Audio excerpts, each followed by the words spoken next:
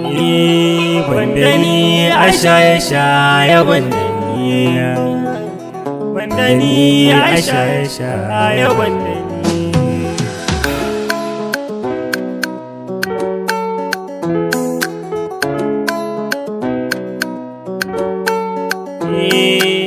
Dina sha abokina hakan bai da wata rana, sai dai sa ka kai ɓaira ƙarshe kara ya anadama.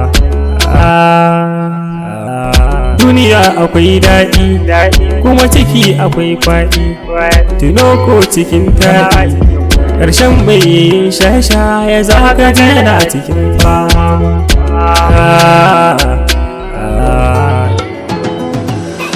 Ka tuna da mamanka wahalhalinta domin ka, ba ta so a kyare ka, dukan burinta a kan ka yake tun da ta ga kagewa.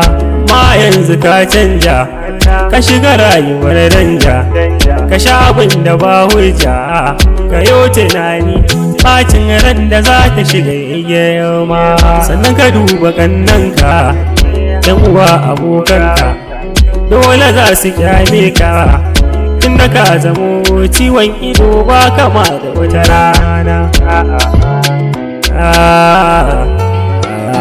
Ɗauki madubi kalli fuskarka, ka nemi wani hotonka wanda lokacin baka shaye-shaye za ka ga bambancin bai misaltuwa.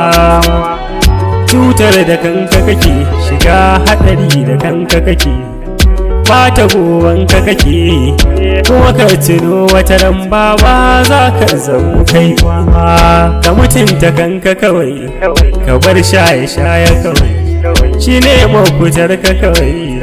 Amma fata na munai tare ba rigima.